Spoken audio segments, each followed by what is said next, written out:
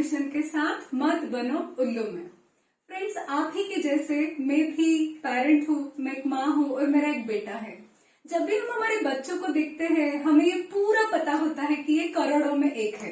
इसीलिए नहीं कि वो सच में करोड़ों में एक है, वो तो सच है, बट ये भी बहुत बड़ा कारण है कि उनके एजुकेशन के लिए हमें सच में ऐसा लगता है कि करोड़ों रुपए लग जाएंगे। वैसे सच बोलूं, इंडिया में 10% inflation is going on in education sector और इसकी वजह से सच में हमें ग्रेजुएशन पोस्ट ग्रेजुएशन में बहुत बड़ा पैसा लगने वाला है।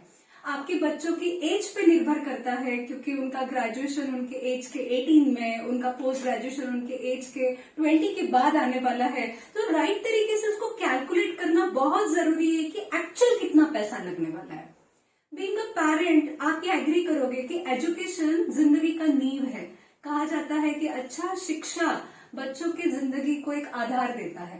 तो सारे पेरेंट बहुत मेहनत करते हैं अपने बच्चों को अच्छा एजुकेशन दिलाने में, बट ये सिर्फ मेहनत करने से कुछ नहीं होगा। जो पैसा हम अर्न कर रहे हैं उसे राइट इंस्ट्रूमेंट में सेव या इन्वेस्ट करना जरूरी है। अब आप बोलोगे कि कितना और बचा है, ऑलरेडी इतने खर्चे हैं, उन खर्चों को कैसे मैनेज करें। तो एक न्यू ट्रेंड हमारे सोसाइटी में अभी है और बहुत सारी फैमिलीज को मैं देखती हूँ कि उनका संडे ये फन डे है। बहुत सारे संडेज हम लोग आउटिंग जाते हैं, मूवी देखते हैं, बाहर घूमने जाते हैं। मैं मेरे बेटे को लेके जब मॉल जाती हूँ तो वो गेम जोन में चला जाता है और बहुत सारा पैसा वो वहां पे स्पेंड करता है और मैं देखती हूँ और मैं उसे रोक नहीं पाती हूँ। तो इसका क्या हम यूटिलाइज कर सकते हैं संडे की स्पेंडिंग को, एक संडे की स्पेंडिंग को क्या हम बच्चों के अच्छे भवितव्य के लिए लगा सकते हैं। तो एक एग्जाम्पल के जरिए देखते हैं।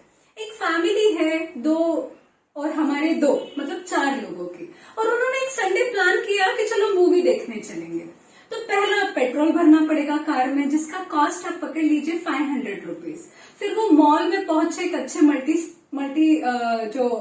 जहाँ पे थिएटर है वहां पे गए, देखा कौन सी मूवी देखनी है और उसके लिए टिकट निकालने के लिए गए। तो ये टिकट है, 4 लोगों का कॉस्ट आपको 1000 रुपए वहां पे टिकट के लिए लग गए। उसके बाद इंटरवल में पॉपकॉर्न तो बनता ही है, कोल्ड ड्रिंक तो बनती ही है, तो कोल्ड ड्रिंक एंड पॉपकॉर्न पे 200 रुपए और स्पेंड हमने कर दिया। फिर मूवी खत्म होने के बाद डिनर करने के लिए और 1000-1500 रुपए का खर्चा आ गया। सो अगर एक संडे को मैं टोटल कॉस्ट निकालू 2+2 की फैमिली के लिए, तो 3500 रुपीज एक नॉर्मल खर्चा है जो हम इस फंडे को सेलिब्रेट करने के लिए लगाते हैं। अब आप बोलोगे कि भैया 4 संडेज है, आप 3 संडेज प्लीज स्पेंड करो, कोई प्रॉब्लम नहीं है, क्योंकि जिंदगी जीने के लिए आज एंजॉय करना भी जरूरी है। बट क्या एक संडे का 3000 रुपए हम हमारे बच्चों के लिए सही तरीके से सेव और इन्वेस्ट कर सकते हैं? अगर आपने ये किया तो 20 सालों में इसकी क्या राशि बन सकती है?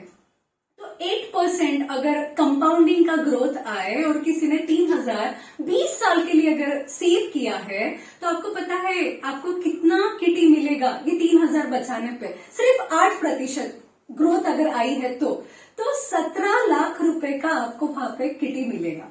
अगर मैं इसको 12% CAGR पे लेके जाऊं, क्योंकि इक्विटी आमतौर पे अगर SIP में हम जाए तो 12% CAGR इज वेरी नॉर्मल, मिलता है अगर आपने राइट तरीके से कंसिस्टेंटली SIP की है तो।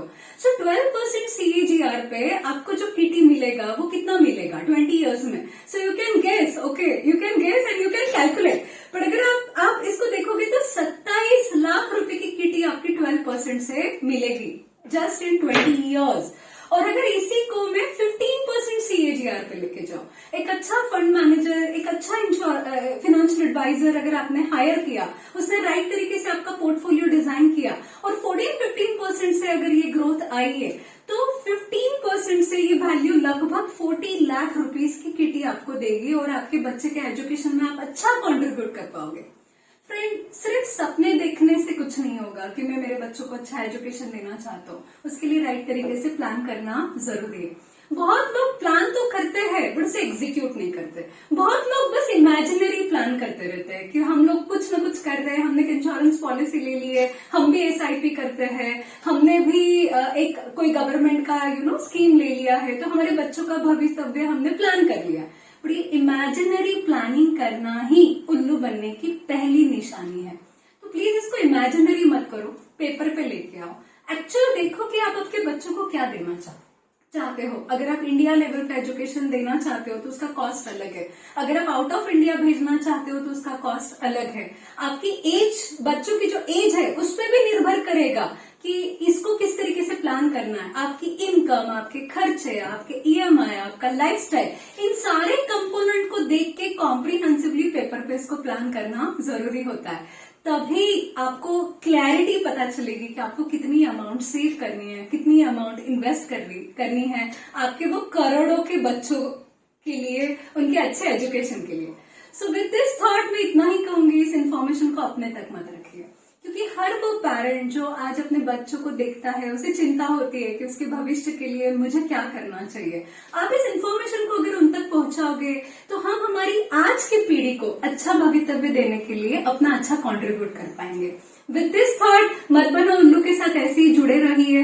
प्लीज एक फाइनेंशियल एक्सपर्ट से बात कीजिए, और अगर आपके लाइफ में कोई फाइनेंशियल एक्सपर्ट नहीं है तो आप हमसे बात कीजिए। हम आपको कॉम्प्रिहेंसिव एजुकेशन प्लानिंग करने में हेल्प करेंगे। Thank you so much.